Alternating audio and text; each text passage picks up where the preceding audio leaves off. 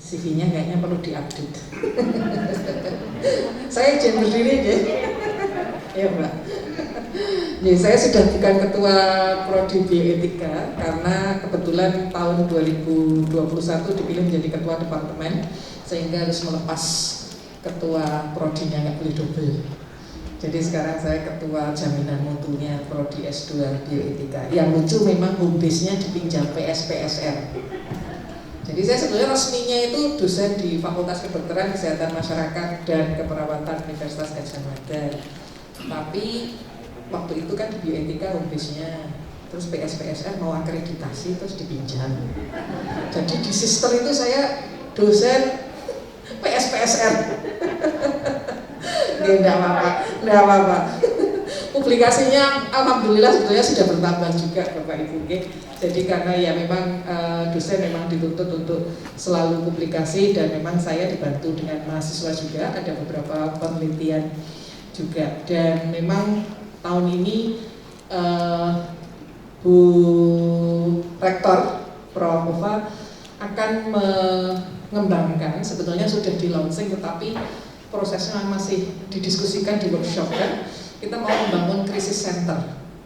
Jadi krisis center ini, pusat krisis ini bisa ditelepon sewaktu-waktu kalau misalnya Bapak Ibu tiba-tiba ya nggak usah bunuh diri ya, tapi misalnya kok sumpah banget gitu ya, nah itu bisa.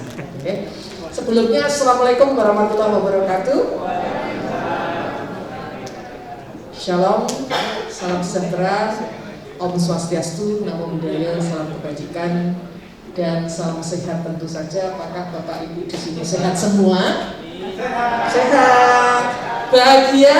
Bahagia. Ada yang nggak jawab ini nanti bisa berkonsultasi. Apakah dengan saya atau dengan Buyan? Ya saya tak copot aja ya, kita banyak agak sulit. Yang di berapa sininya ya? Sebenarnya ada. Oke. Baik, tadi sudah diperkenalkan ya, saya saat ini juga anggota dari Satgas PPKS Penanganan dan Pencegahan Kekerasan Seksual. Mudah-mudahan ini karena pustakawan ini yang dilihat buku ya, bukan bokong ya. Jadi ya. Ya mungkin lihat sesuatu, tapi karena sibuk jadi enggak. Ya, jadi Bapak Ibu mudah-mudahan tidak ada masalah di situ. Ya. Jadi tapi kalau Health Promoting University ini nanti saya jelaskan sedikit juga. Jadi saya akan menjelaskan juga bahwa kenapa Universitas Gadjah Mada ini mendeklarasikan sebagai universitas berbasis promosi kesehatan atau Health Promoting University selain memang research university ya. Tapi juga supaya semua sivitas akademika dan masyarakat UGM itu sehat. Ya, dan kemudian nanti saya akan menjelaskan mengenai ancaman pada kesehatan mental dan penyebab stres pekerjaan terutama, kemudian pustakawan dan apa sih sebetulnya tekanan pekerjaan pustakawan. Tapi ini saya mendapatkan sumber yang dari luar ya Bapak Ibu, tapi mungkin itu juga terjadi di tempat Bapak Ibu. Okay? Dan kemudian saya sedikit membahas mengenai bagaimana mencegahnya, menyeimbangkan hidup, bersyukur, dan juga hidup sehat untuk kesehatan mental. Oke, tadi saya mohon maaf agak terlambat sedikit karena Pak Maniso ini kemudian bingung tadi. Saya sudah di lobi, saya sudah di lobi tapi di perpustakaan FK. Karena saya salah.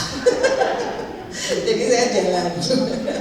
Saya jemput, nggak usah mau jalan aja kok gitu ya. Jadi saya terbiasa jalan kaki Bapak Ibu. Okay? Jadi jalan kaki itu olahraga yang paling sederhana.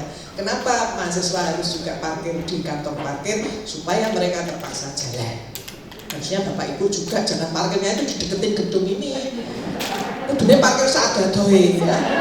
Ya, jadi supaya Bapak Ibu jalan paling tidak 5 menit 10 menit ke tempat kerja, karena nanti kan akan duduk atau mungkin berdiri ya kalau perpustakaan itu. Malah harusnya seneng loh kalau saya minta buku yang di pojok sana. Oh ya. Wah, tadi jalan-jalan gitu ya. Jadi jalan-jalan itu penting Bapak Ibu. Okay? Nah, apakah dalam sebulan ini Ibu dan Bapak itu, oh iya tadi saya sebenarnya punya pantun ya. Iya. Ada sabun dan bedak bayi. Cakep, orang dicakepin soalnya. Juga Ibu siapkan sarapan pagi. Pak dan Bu, saya Yayi, sugeng enjang dan siap berbagi. Tentunya lupa dibilangin karena tadi saya sempat salah tadi ya. Oke, Bapak Ibu, apakah dalam sebulan ini Bapak Ibu itu beli obat gosok yang tidak biasanya? Minum obat penghilang nyeri, demam. Saya kemarin barusan dengar dari Prof. Wening itu ada staf di UGM ini yang tiap hari minum Panadol. Ayo, ada yang minum Panadol tiap hari? Pijem. Minum hangat yang tidak biasanya, jahe kencur yang harus dulu di luar kebiasaan. Yang biasanya teh hangat, yang saya itu jahe kencur. Ya. Bapak Ibu merasa lelah lebih dari biasanya dan malas kerja? Ya, jadi emosian? Ya. Merasa tertekan? Ya, semuanya ya ini. Ya, jadi Bapak Ibu yang di atas yang tidak saya kotakin itu adalah keluhan fisik yang mungkin terjadi pada saat kita mengalami tekanan. Ada gangguan. Kemudian kalau yang di kotak itu lebih ke emosinya yang terkena, gitu ya. Karena memang kalau kita sedang mengalami tekanan itu bisa ke fisik. Aktivis terus ya, nek deg-degan mau maju gitu ya.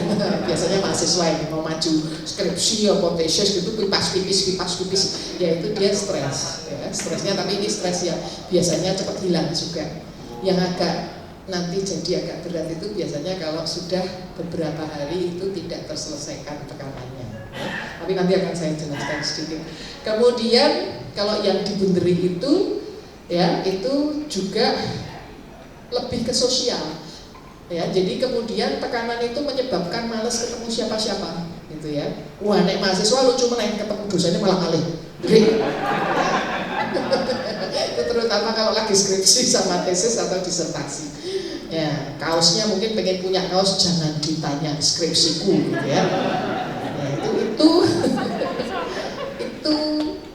dia jadi kemudian tekanannya sosial. Padahal sehatnya WHO itu adalah sehat fisik, mental, dan sosial. Jadi seharusnya kalau kita sehat, Bapak Ibu itu bisa bekerja sehari-hari dengan lancar, tidak ada keluhan sakit, pusing juga enggak, ya, deg-degan juga enggak, tenang dan bahagia. Makanya kemudian tadi saya tanya, dan siap untuk bekerja sama dengan orang lain. Enggak kok masuk kerja itu, Bu Nawang saya nggak mau kalau sama Pak Maniso. Ini kalau ada kayak gitu berarti ini tidak sehat sosial, ya. Sehat fisiknya tapi orang gelem bekerja kalau Pak Maniso, ya. Jadi itu jadi nggak sehat. Dan mengikuti kegiatan sosial karena tidak semua orang tidak bekerja. Okay? Nah, universitas dengan berbasis promosi kesehatan itu harapannya kita akan mensosialisasikan, mengendorse kalau anak sekarang ya, mendorong Bapak Ibu supaya hidup sehat secara holistik tadi ya, sehat fisik, mental, sosial dengan komprehensif ya pada setting universitas supaya lingkungan kerja kita, lingkungan belajar kita menjadi sangat kondusif, sejahtera dan bisa berlanjut masyarakatnya. Nah, jadi promosi kesehatan ini diawali di pertemuan Asian University Network. Universitas Gadjah Mada merupakan salah satu anggotanya. Kebetulan waktu itu diundang tahun 2014. Tetapi sebetulnya konsep sehat itu sudah sejak 1986 melalui Ottawa Charter. Kalau di Indonesia kemudian ada primary healthcare, ada puskesmas gitu ya. Karena waktu itu dicanangkan sehat untuk semuanya. Ya, sehat untuk semuanya termasuk sehat itu adalah fisik, mental dan sosial. Okay. Cuma waktu itu pada saat bicara sehat di semua setting itu universitas ketinggalan, tidak dipikirkan dari SD sampai SMA saja, sehingga memang UKS puskesmas itu, UKS di sekolah dan puskesmas itu sudah kerjasama lama, karena itu tingkat sekolah. Nah yang tingkat universitas itu baru tahun 90-an dan di Asia baru tahun 2014. Tapi begitu saya matur direktor waktu itu, rektornya Pak Panut, Prof Panut ya, ini sudah gayung bersambut. Memang akhirnya kita bisa mendeklarasikan, diharapkan nantinya itu lingkungan sosial dan fisik yang mendukung kesehatan, peningkatan kapasitas individu untuk hidup sehat, kegiatan akademik tentang kesehatan, jadi mulai disinggung Nanti itu rencananya melalui Prof Wening ini mahasiswa akan belajar bagaimana hidup sehat, sehat fisik, sehat mental, sehat sosial, dan sehat ideologi. Ya, kita sudah buat MOOC-nya Bapak Ibu, dan itu nanti untuk modul yang bisa diakses waktu-waktu tapi ada SKS-nya. Jadi rencananya itu untuk MBKM yang internal gitu ya, untuk mahasiswa UGM. Nah, ini adalah programnya. Jadi Bapak Ibu pasti sudah senam Jumat ya, jangan absen ya. Dan kalau di belakang sendiri jangan cuma begini.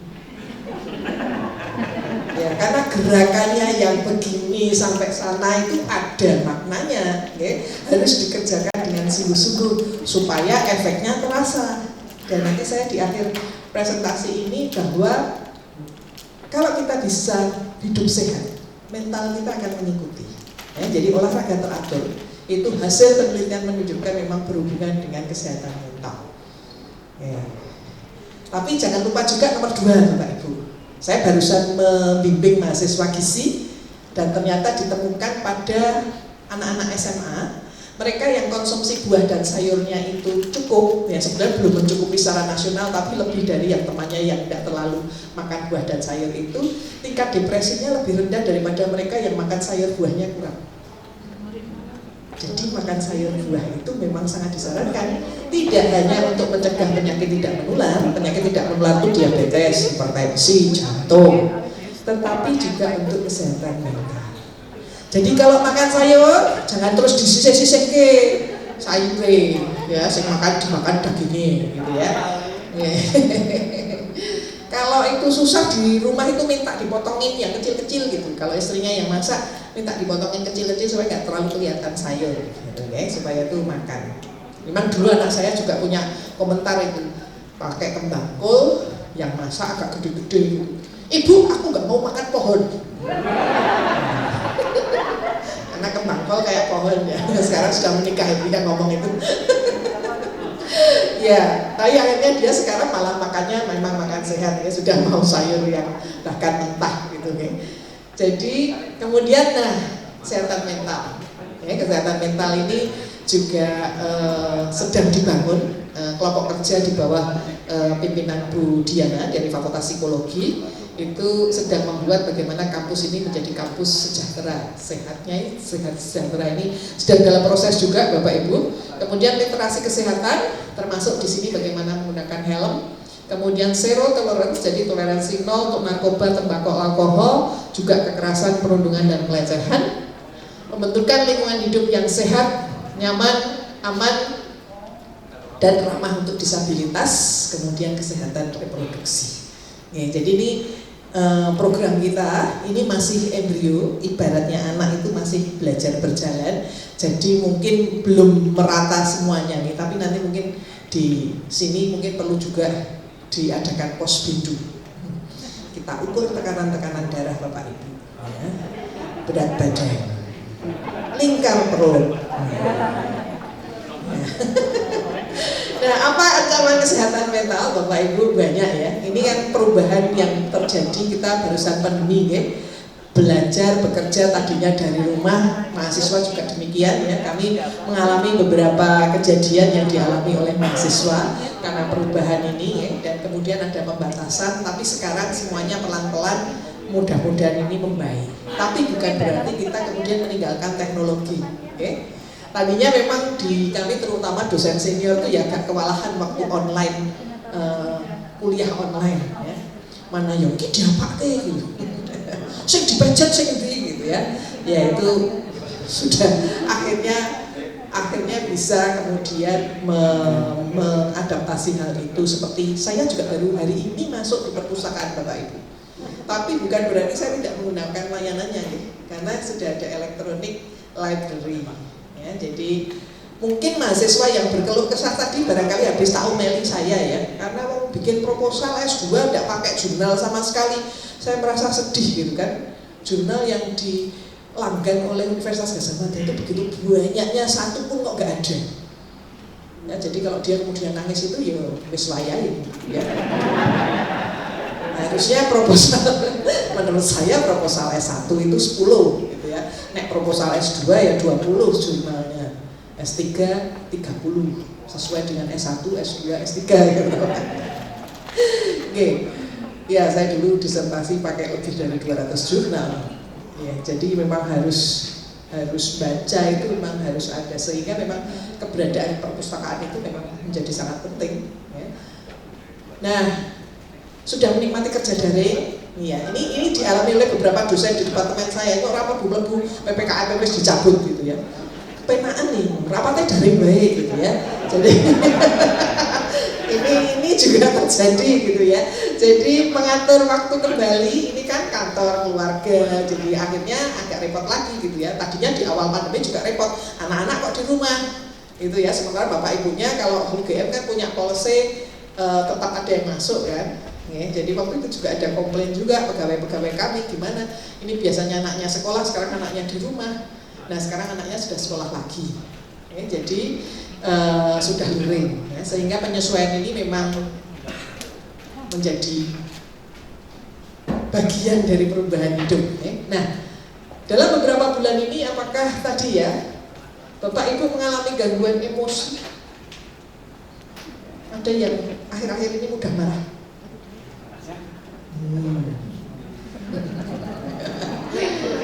Tadi pegel-pegel, mumet, anggaran lebih perpustakaan kok mumet ya? Kok gangguan pikiran, ya? Wong gowo ciduk go atus sok malah ning dapur gitu ya. Jangan-jangan nanti Bapak Ibu datang ke kantor masih anduan. Bakal itu sudah kebudian. Bukan ke saya, Bu Adrian, Bu Dian. Oke, jadi stres atau tertekan itu adalah memang stimulus respon yang menuntut individu untuk kita bisa melakukan penyesuaian. Dan ini ada pola-pola tertentu, reaksinya psikologis dan fisiologis, sehingga memang ada yang reaksinya itu bukan emosi, tetapi itu tadi tiba-tiba deg-degan, tiba-tiba pusing, sakit perut. Ya, ada teman saya itu kalau mau ketemu sama pembimbingnya itu pagi itu sudah diare. Ya, jadi ya somasi. Ya. Kemudian muncul akibat adanya stimulus tertentu dan mengancam motif utama memaksa individu melakukan penyesuaian. Nah, itu tertekan. Nah, tipenya ada dua sebetulnya. Yang tiba-tiba tapi segera, tapi ini segera juga selesainya segera. Tadi yang saya bilang bahwa mau ujian skripsi, mau ujian tesis atau Bapak Ibu ada ujian di sini, okay? Itu dari pagi sudah nggak karu-karuan, ya, tertekan, stres. Ya, tapi sesudah selesai ujian ya sudah.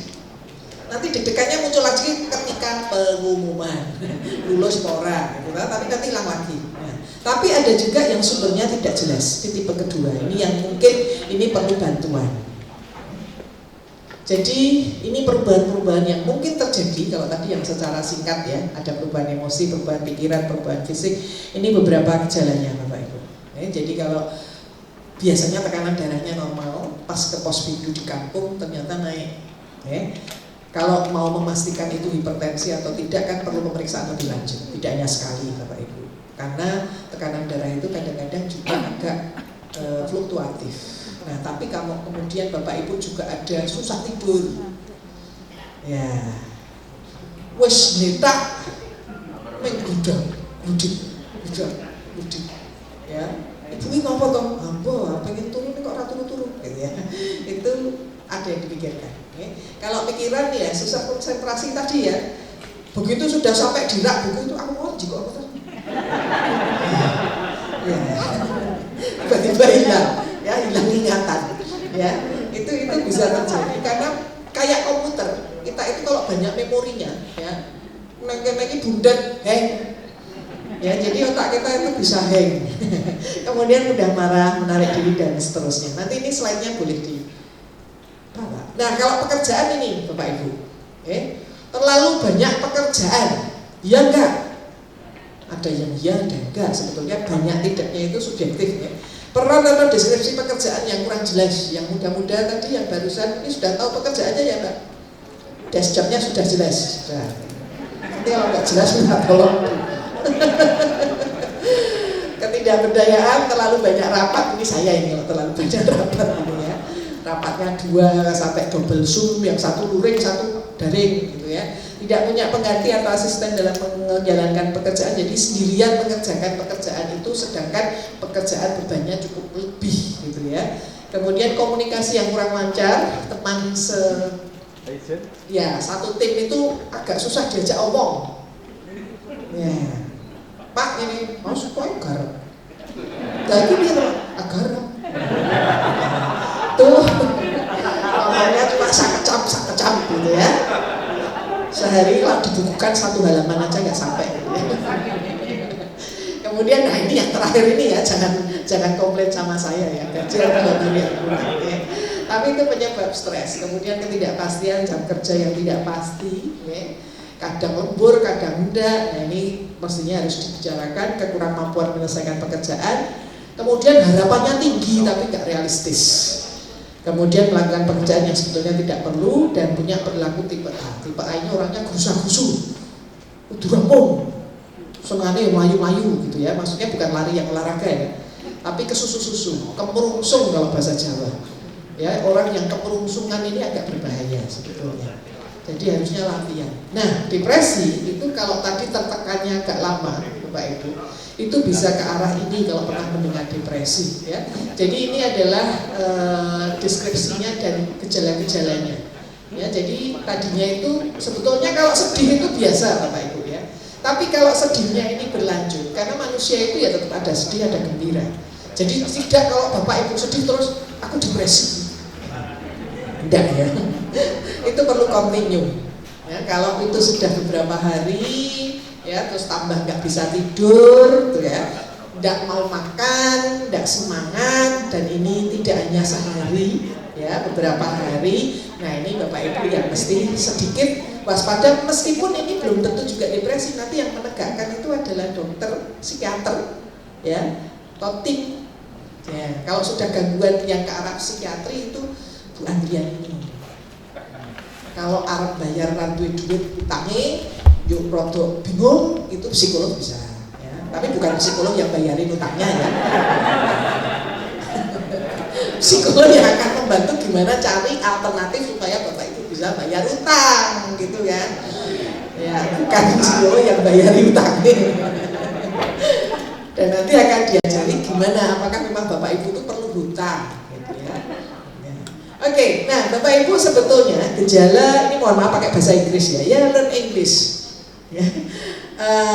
Yang pertama itu tadi sangat ringan, ya sedih, ya tertekan, tapi sebetulnya Bapak Ibu masih bisa mengatasi, masih bisa ke kantor, masih tahu jalan pulang, ya jadi tapi masih agak tertekan. Tapi ini biasanya selesai dengan sendirinya, atau paling tidak Bapak Ibu bisa cerita sama teman yang dipercaya, yang tidak ember temannya.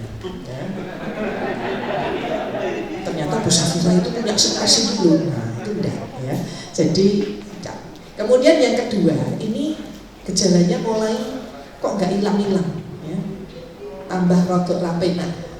Ini mungkin Bapak Ibu perlu memang betul-betul cerita sama teman yang sangat dipercaya. Ya, kalau kami sedang mengembangkan itu, kalau untuk mahasiswa ini bisa ke peer educator-nya. Kalau di sini nanti kita akan coba kembangkan juga, nanti saya bilang sama Bu Diana ya, untuk yang dosen dan teknik ini mestinya juga ada peer yang untuk teman curhat. Ya, itu istilahnya penerima pertama, first responder. Ya, itu yang antara 1-2 itu bisa.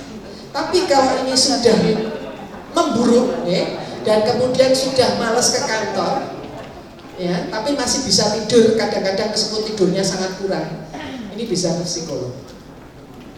Nah nanti kalau sudah memburuk lagi, ini ke dokter Adrian, ya.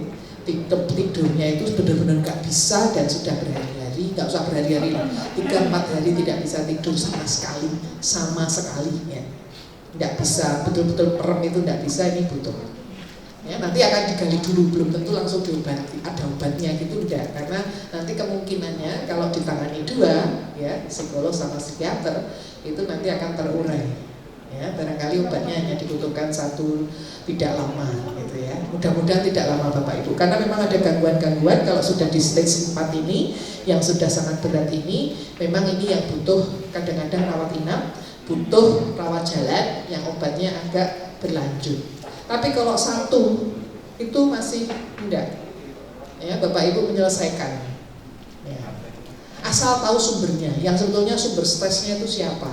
Oke, nah sekarang pustakawan, ya, jadi pustakawan selain stres biasa yang tadi membutuhkan penyesuaian tadi, ya, jadi terhadap tuntutan dan ada perubahan nih biasanya persepsi respon terhadap tuntutan dan perubahan ini dari a person psychological and physiological response, ya, jadi kemudian ini tergantung memang individunya.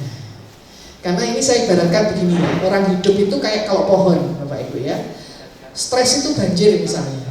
Nah, pada saat banjir datang, kan tidak semua pohon tumbang. Nah, mereka yang tidak tumbang ini mereka cukup tegar, ya, meskipun ada stres, tapi dia bisa menghadapi. Jadi memang ini sangat individual, Bapak Ibu. Makanya anak kecil itu kalau bisa diajari untuk menerima kepahitan. Ya nanti kalau punya cucu, terus kalau bermain ular tangga itu dimenangke bae adike mesake, jangan. Biarkan dia kalah, nangis bahwa itu pahitnya kehidupan itu ada kekalahan.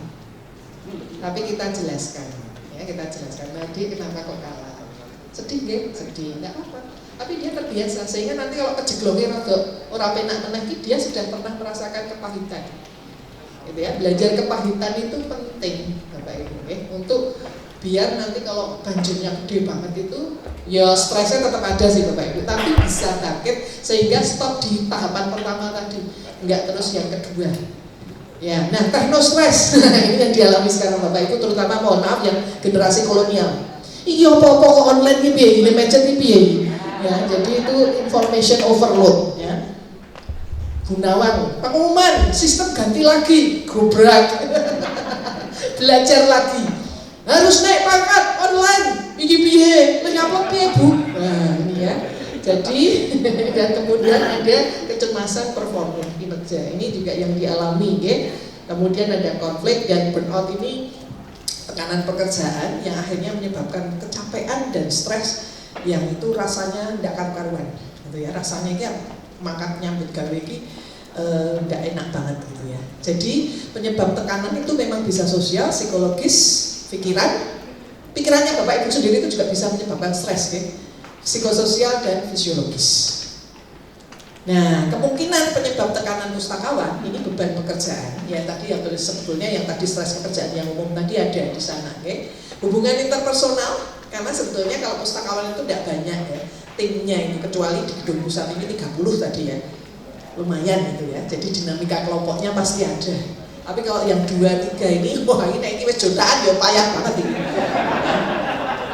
Pustakanya cuma ada 2 orang tapi ra ngomong-ngomongan. Nah ini rada ini harus dibantu ini ya.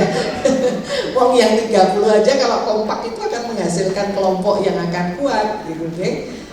Relasi dengan pustakawan, kemudian lingkungan fisik sumuk atau kademen, ya semua adem banget gitu ya. Perjalanan karir ini biasanya yang menimbulkan stres itu kalau awal yang baru-baru ini, ya. Kemudian yang mau pensiun, ini pensiun terus aku ngopo, ya. Nah ini adalah hasil dari satu kajian Bapak Ibu, ya, dari luar memang ya. Jadi penyebab tekanan pustakawan itu kurangnya pengetahuan yang memadai tentang sumber informasi atau teknologi. Ditanya sama dosen yang mau naik pangkat, aku tuh harus systematic review, aku kata kunci lagi. Pilih ya, jadi ini ya pasti harus belajar ya dengan teknologi sekarang. Kemudian hubungan interpersonal tadi sudah ada ya. Kemudian perpustakaan merasa kurangnya pengakuan, penghargaan dan hormat dari staf lain, ketegangan antara profesional. Kemudian gosip, semakin digosok semakin sip. Ya itu gosip. Ya. Konflik peran dan ambiguitas peran. Ya. Kemudian kurang umpan balik, pengawasan dan manajemen yang kurang memadai, manajer yang tidak mau mengambil risiko. Oke, ini hasil penelitian di Ghana Bapak Ibu ya. Sebetulnya hampir mirip sih. Oke, jadi ada hubungan. Kemudian mahasiswa itu jadi susah diurusi kalau di library, komplain ya, mengeluh, ngomel, orang baliknya buku, nah, ya, atau telat baliknya buku ya. Jadi kemudian kurang sufisien di dalam waktu, kemudian terlalu banyak rapat yang kurang produktif gitu ya. Kemudian juga kondisi tempat bekerja yang kurang mendukung ya, kemudian kekurangan komunikasi ya, Kemudian juga ini pensiun, post retirement uncertain. Jadi ketidakpastian nanti kalau saya pensiun gimana? Tadi sudah ya. Dan berbagai macam ya, nanti bisa dilihat Bapak Ibu ya. Jadi bagaimana dampaknya terhadap kerja stres ini kalau tidak terselesaikan? Ada ketidakpuasan, kesehatan fisik emosi menurun, efisiensi ya, kerja kurang, kemudian kurang kooperatif. Tadi itu jelek, jadi wong jelek, jadi wong sing nyebai tadi lho. Pak ini piye? Mas, biasanya Pak. Pak, ngono. Jadi wong nyebai mulai ya. Ini adalah efek dari itu. Kemudian menyebutkan kontribusi yang lain tidak baik. Laporan sama Gunawan. Bu, Pak itu tuh gini. Hobinya apa? Wadul. Ya, ini salah satu gejala ya. Disorientasi, menyalahkan, keterlambatan, oke. Kemudian yang terakhir itu memang burnout. Burnout itu kelelahan, tekanan yang kemudian itu berlanjut. Oke, nah sekarang mengatasinya aja. Masih rapenak ini. Mari berbicara. Jadi Bapak Ibu kalau ada sedikit keluhan, kok hari ini saya merasa tertekan ya, mungkin ada mahasiswa yang jelek banget. Ini bukan temannya tapi mahasiswa ya. Wah kayak meneh teko kayak mahasiswa ini kayak. Biasa ngurusin aku kok kayak jangan begitu ya. Dihadapi ya. Oke. Ya, jadi Bapak Ibu harus belajar komunikasi yang efektif dan asertif. Pak, ini saya butuh 3 hari lagi, Mas. Kan sudah saya beritahu bahwa aturannya hari ini harus dikembalikan. Kamu nanti datang ke sini lagi seminggu lagi deh. Ya. Saya nggak tahu aturan perpustakaannya gimana. Dulu zaman saya di Newcastle itu memang ada buku yang memang ada yang bisa banyak, ya, karena eksemplarnya banyak, sehingga itu bisa agak lama pinjemnya.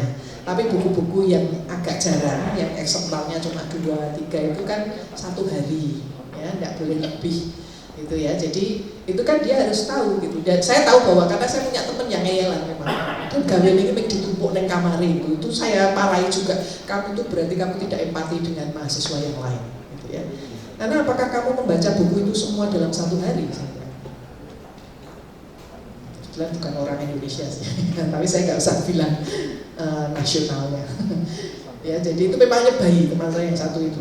Sakar pedem itu tahu turun neng perpustakaan. Kan nggak boleh toh mahasiswa tidur di perpustakaan, bisa-bisanya dia tidur di perpustakaan.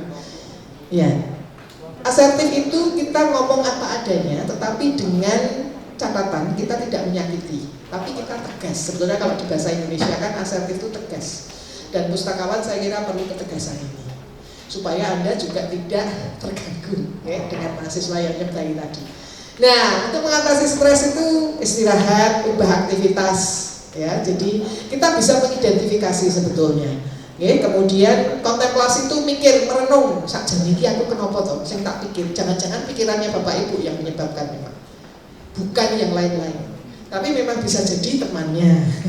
Bisa jadi anaknya. Nanti kalau punya mantune, ya tak? Apa besane gitu ya. Ini saya masih belajar ini. Ya, mudah-mudahan tidak ada masalah. Ya, kemudian kelepasan diri dan olahraga teratur makan. Jadi hidup sehat itu memang salah satu cara ya. Dan ini cegah stres di masa transisi. Bapak Ibu sekarang ini kalau kita lihat sosial media, lihat TikTok kadang-kadang beritanya nggak enak ya. Udah dilompati aja gitu loh. Bapak Ibu senang kucing, yang dilihat kucing. Ya, kalau saya senang anjing, jadi yang saya lihat anjing. Anjing itu mengembaskan. Tapi kalau berita-berita itu, dan jangan tidak usah terseret gitu. Wah, Vena Melinda saya ini. Mesti ada yang baca ini. Jadi kadang-kadang kita puasa media, gitu. Stop cari berita negatif, gitu ya. Kadang-kadang kita bisa latihan relaksasi otot. Jadi ditegakkan, berdiri bisa. Kalau Bapak Ibu pekerjaannya berdiri bisa. Tangannya taruh di kiri kanan, kita coba kita kakukan gitu, tapi kemudian kita pelan-pelan kita lepas, jadi tangannya di. Ya, itu 1-2 menit. Ya, diulang 3-4 kali. Kalau misalnya tiba-tiba pikirannya buruk, pikirannya negatif, kemudian tegak, itu bisa dilakukan. Tapi bisa juga relaksasi pernafasan. Ambil nafas 1, dikeluarkan 2. Hitungan. Itu terutama kalau pengennya marah. Ini temennya yang menjagalkan datang lagi, mengumpuk buku nih, sarap nesuar ngomel loh. Bernafas ya, supaya tidak jadi ngomel, ya. Bicara terlepas ketegangan, berpikir positif. Kalau jamnya sholat aja, pakai air wudhu. Kemudian di situ nanti kan pas wudhu itu kan ada gerakan-gerakan juga Bapak Ibu. Nah itu supaya rileks. Baru nanti ngomongnya masalah kekesalannya tadi sesudahnya. Nanti sesudah nafas, sudah rada tenang, baru dibicarakan. Nanti sama pasangan juga kalau mau konflik itu jangan terus nafas dulu terus tarik nafas dengan dalam. Belajar Tai Chi. Biar nafasnya bagus, jadi nanti sesudah tenang, sudah ini Pak, ayo kita omong-omongan masalah sing mau. Tapi sudah tenang Bapak Ibu. Oke, jadi itu timbulnya tidak kemudian emosi. Kalau bisa berpikir positif ini pasti ono solusine gitu, solutif gitu ya. Kreatif terus solutif gitu. Nah, hindari depresi, pahami kehidupan dan hidup bersama dengan fakta yang ada bahwa kita itu semuanya tidak indah. Pasti ada kepahitan di dalam hidup ini. Teh kadang-kadang memang manis, kadang-kadang pahit.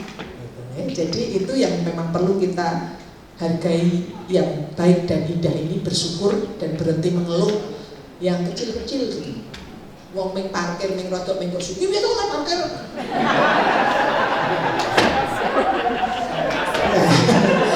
Jadi, oh ini mau pasti kudu digandani, ini motor motor aku tak gandani. Gitu loh Bu ya, jangan ngomel-ngomel, solutif. Ya. Jajake nek perlu jajake sik. Dik, kenapa aku jajaki? Supaya kowe iki ajar parkir. Parkir ini bener gitu ya. Oke, seimbangkan hidup. Nah, kita yang ngatur jadwal, bukan jadwal yang ngatur kita. Jadi latihan ngelah nafas dalam sebelum kita mengatur jadwal. Bapak Ibu lebih baik memang punya jadwal. Supaya kita tidak kedandakan. Termasuk kalau mau jagong, ya yasinan itu dimasukkan.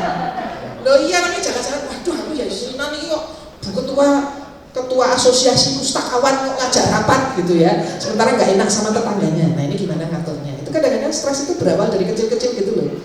Konflik-konflik kecil yang dari satu atau sudah janjian sama anaknya atau putunya, ya cucunya yang sudah punya cucu tapi anaknya mungkin, tapi tiba-tiba diajak pergi temannya zaman SMA ya podo nyenengke ya toh, ning konflik wong jamnya sama ya. Jadi ini yang perlu diatur gitu ya, bahwa hidup kita itu ada kuliah, kerja ya, masih juga double kuliah ya, keluarga, hobi, dan Bapak Ibu itu perlu ada waktu sendiri untuk ngerjain hobi. Hampir selesai nih Bu. Kemudian atur waktu, ini yang kadang-kadang kalau anak milenial sekarang ini kenapa anak-anak mahasiswa itu mudah stres, karena ini agak susah. Kalau sudah dia pegang gadgetnya, wis yuk lali waktu gitu ya. Jadi ini yang memang perlu kita tentukan kepentingan primer, arahkan untuk kepentingan primer. Jadi tadi kalau yang bingung antara pergi sama teman SMA sama anaknya, mana yang primer? Ya, jadi kalau memang teman SMA-nya itu sangat jarang datang ke Jogja, berarti kita perlu dialog dengan anak, bukan membatalkan, tetapi menunda, mengganti hari. Ya toh, piye nek aku le mlaku karo kono, engko bengi, aku tak sore iki karo tante Ana. Nah, gitu ya. Atau kalau mau diajak solutif gitu. Ya. Kadang-kadang teman SMA itu juga senang-senang aja. Saya suka ngajak ngajak anak saya waktu kumpul sama temen SMA ataupun mahasiswa. Okay? Meskipun kalau sekarang itu anak saya yang paling kecil ini sudah nggak mau lagi, nggak mau sama itu nanti suruh moto. Tapi ibu nak reuni potret ya. Tiba-tiba memang foto. Ya, jangan lupa istirahat Bapak Ibu. Okay? Lacak waktunya, jujur dengan diri sendiri, tetapkan prioritas, nih, coba membagi tugas dan coba cari paling yang sesuai dan tetapkan batasan dalam menyelesaikan tugas. Saya punya tugas hari ini harus menata sana. Kira-kira kalau saya menata itu berapa? Nanti saya sudah janji bantu yang bagian ini. Nah itu, jadi bagi-bagi tugas itu penting Bapak Ibu, dan itu bisa direview seleksi setiap minggu.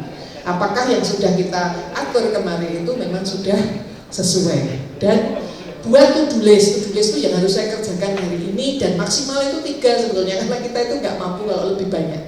Dan itu ditentukan yang primer Bapak Ibu. Misalnya hari ini saya janjian memang mencarikan pustaka untuk mahasiswa A. Itu saya akan lakukan sampai jam 10 misalnya, karena masuk jam 8 atau masuk jam 7, jam 10 harus sudah selesai karena saya harus mengerjakan yang lain. Gitu ya. Jadi ini kalau diatur Bapak Ibu tidak akan kedobiakan. Paham kapan multitasking? Kadang-kadang ya Kak, kita memang multitask gitu ya, karena di satu sisi mau diajak sama Bu Nawa, tapi kemudian di satu sisi sudah janjian dengan satu kelompok mahasiswa yang ingin tahu gimana sih caranya nyari, karena di fakultasnya mungkin belum ada pengenalan tentang pencarian literatur misalnya. Ya, ini untuk work balance, tinggalkan pengen sempurna karena kita tidak mungkin akan sempurna. Ya, kalau lagunya Ruth Sahanaya itu mungkin hanya Tuhan gitu ya, yang sempurna. Pun. Yeah. Kemudian kadang-kadang perlu puasa IT ya, ditaruh gitu. Kalau lagi tai chi, kalau lagi line dance, kalau lagi olahraga, lagi mancing, nggak usah HP-nya itu dibuka. Olahraga, meditasi itu penting, atau berdoa, batasi aktivitas sosial yang buang waktu. Itu kita bisa juga balesi WA kancane kan nggak perlu dibalas semua Bapak Ibu. Kalau grup WA itu ya, hai gitu aja sudah cukup. Kadang-kadang perlu juga, wah ini minggu ini aku lagi kakek gawean ya, aku tak enggak ngobrol-ngobrol ya gitu ya. Jadi nanti kalau pas Bapak Ibu solo ya nggak apa-apa gitu ya, bukannya nggak boleh gitu. Mulai dari kecil bangun dari hal itu. Jangan lupa sadar kewajiban komunikasi, kerjasama, dan empati. Ini juga bersyukur ini penting Bapak Ibu. Diingat-ingat apakah dalam kehidupan ini banyak yang diucapkan terima kasih. Terima kasih Bapak Ibu masih survive setelah pandemi ya, banyak yang berguguran. Itu terima kasih. Terima kasih bisa duduk di sini. Terima kasih ada snack. Ratuku makan siang. Syukur loh Bapak Ibu, bersyukur gitu ya. Nek lawe rada akeh sapa mulih. Syukur lagi. Ini syukur itu menyenangkan terhadap penerimaan ini yang mesti kita berikan manfaat positif ya. Bisa berbagi dengan anaknya, bisa berbagi dengan besannya, bisa berbagi dengan tetangga. Jadi ada 3 komponen bersyukur. Ini kalau caranya psikologi, saya bukan ahli agama ya. Di agama ya ada bersyukur itu. Jadi ada apresiasi yang cukup hangat, itu bersyukur bahwa saya mengapresiasi kehidupan, mengapresiasi diri kita. Ya, saya bisa bangun, bisa sehat, itu kita apresiasi. Dan ada keinginan, sense of goodwill, ya, keinginan yang saya ingin berbagi, saya akan bercerita selamat pagi, gitu ya. Bayi itu kalau ibunya itu bukan kalau dia rewel bayi, itu anaknya nanti juga gawene ya mengeluh. Karena yang dilihat itu adalah cucunya itu. Lain kalau yang dilihat itu pagi dek, gitu. Ibunya senyum nanti akan jadi anak yang muda. Karena sehari-hari yang dilihat adalah itu. Ya, kemudian disposition to act adalah melakukan sesuatu. Karena kita kadang-kadang bersyukur itu dengan berbagi. Jadi ini adalah di balik syukur itu ada emotional well-being, ya, ada kecenderungan untuk bisa diterima dan bisa menerima. Dan kemudian ada religiousness ini memang ada ya, karena setiap agama juga belajar untuk bersyukur. Nah ini Bapak Ibu caranya kita bersyukur. Kalau yang bedino isinya mengomel, jadi mengomel nggak perlu dicatat. Tapi yang dicatat adalah bisa nggak kita mengucapkan terima kasih dalam seminggu itu 3 kali minimal, kayak minum obat ya. Tapi enggak, ini sebetulnya kalau Bapak Ibu, kalau yang Muslim sholat itu 5 kali, itu bisa bersyukur. Ya, yang non Muslim sebetulnya bisa juga, terserah mau sehari itu 5 kali, 6 kali juga bisa. Wah syukur, ya aku bisa di sini, aku bisa beli motor, aku bisa bekerja di sini. Ya. Bahagia itu kalau masyarakat Barat itu menilainya dengan sukses, harga diri dan pengembangan diri, tapi kalau orang budaya Asia itu bagaimana hubungannya dengan orang lain. Kalau saya bisa membahagiakan ibu saya, membahagiakan pasangan saya, membahagiakan teman kerja saya, itu bahagia. Nanti kalau saya tanya satu-satu nanti habis waktunya ya. Apakah Bapak Ibu bahagianya itu dengan apa? Oke. Ini ada hormonnya ya. Hormonnya itu memang bisa dipicu dengan olahraga Bapak Ibu, bahagia. Ya, ada juga dipicu dengan tadi makanan, pola makan.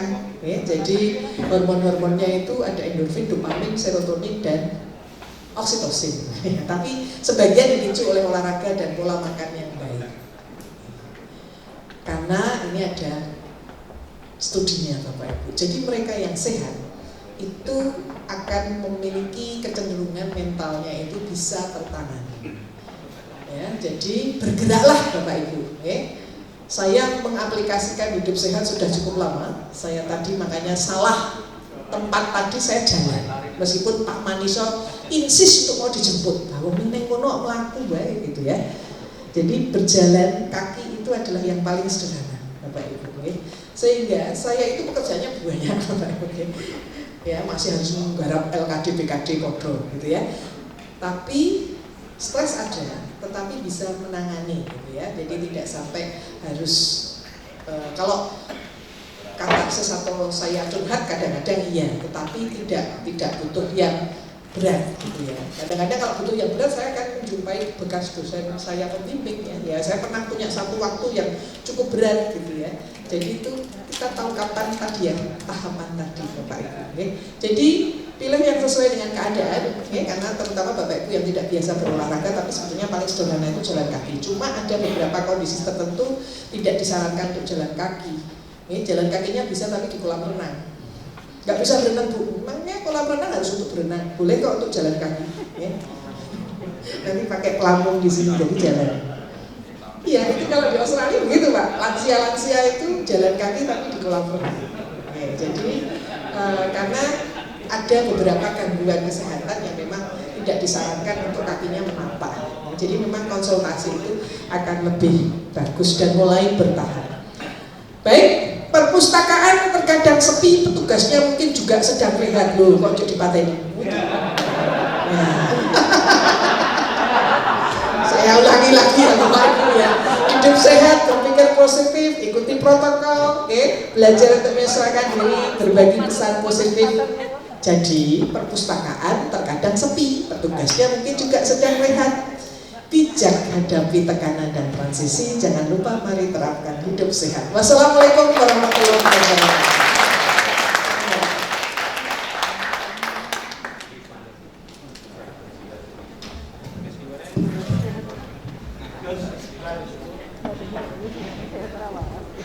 Terima kasih Prof. Yai, luar biasa ilmunya yang sudah di-share ke kita pustakawan. Alhamdulillah kita jadi mengetahui macam-macam sakit mental, akibat dari sakit mental itu dan mencegah serta mengatasinya. Karena gini Prof, kami ini kadang kurang tahu kalau kita itu sakit mentalnya. Kalau kita sakit untuk panas itu kami tahu, tapi kalau sakit mental itu kadang-kadang kami kurang tahu. Jadi karena persepsi kami sakit mental itu karena itu ya.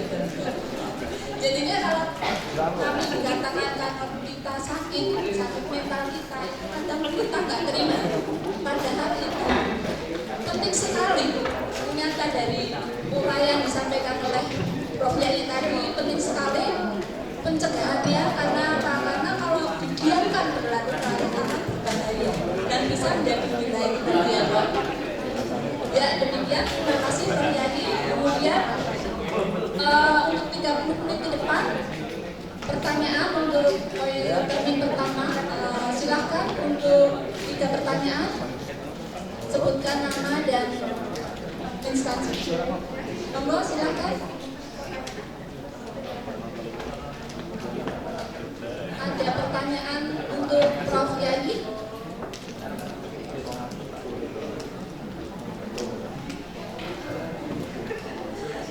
Jadi terlalu jelas ya, jadi Prof. Yai tadi menguraikan itu jelas dan enak, jadi teman-teman sudah pada paham dengan Prof. Ya. Kita lanjutkan aja ya, kita lanjutkan aja untuk pengertian. Bentar, masih di belakang. tadi ya, ternyata sakit mental itu tidak selalu gila ya. Jadi persepsi saya sendiri itu, aku nggak mau dibilangin sakit mental karena kalau dibilang sakit mental itu kok tapi padahal kita stres, emosi kita itu tidak stabil itu sudah termasuk sakit ternyata tadi yang sudah diuraikan oleh Prof Yani. Bagus sekali kalau kita diamkan, ternyata berbahaya juga setelah kita sakit mental itu kita bisa mempengaruhi fisik kita menjadi sakit dan itu berpengaruh ke kinerja kita, ke produktivitas kita, otomatis kontribusi ke fakultas dan berkurang seperti itu. Jadi mari kita apa yang sudah disampaikan Prof Yani tadi sangat bermanfaat, kita ikuti, insya Allah kita akan sehat dan insya Allah kinerja kita akan meningkat. Jadi Prof Yani. Jadi sebetulnya nggak usah malu Bapak Ibu untuk pergi ke psikolog ataupun psikiater, karena gangguan mental, gangguan jiwa itu sebetulnya ya sama dengan gangguan fisik lainnya. Artinya sakit. Demikian pula orang yang dengan gangguan jiwa itu memang gejalanya kalau kita sakit kepala itu kan memang pusing gitu ya. Ya memang kalau yang gangguan jiwa ada yang tertawa sendiri itu gejalanya gitu ya. Tapi selama dia kan sajane malah lucu loh. Gimana ditanya. Tapi maksud saya jangan juga dihindari dan segera melapor juga kalau misalnya ada tetangga yang kok diceritani kok dia mengurung diri di kamarnya sudah seminggu. Kalau perlu memang kalau yang dari puskesmas ataupun rumah sakit jiwa itu bisa menjemput sih. Kalau memang yang bersangkutan nggak mau. Ya, jadi memang gangguan jiwa ini kadang-kadang gejalanya di awal-awal nggak terlalu tampak gitu ya. Nanti tiba-tiba ini sudah agak berat. Makanya sebetulnya kalau masih merasa bahwa saya ini kok sudah 2 hari agak susah tidur, nggak bisa ngomong, lebih baik curhat. Ya, kalaupun itu tidak menyelesaikan, psikolog Universitas Gadjah Mada ini punya Gadjah Mada Medical Center, punya Sarjito, punya RSA, punya Kormagama. Jadi Bapak Ibu bisa ke sana dan tidak usah malu. Itu sama dengan kalau Bapak pusing biasa. Ya, jangan-jangan pusingnya yang biasa itu sebetulnya ada hubungannya sama psikologisnya tadi. Jadi jangan malu-malu, nggak perlu malu sebetulnya.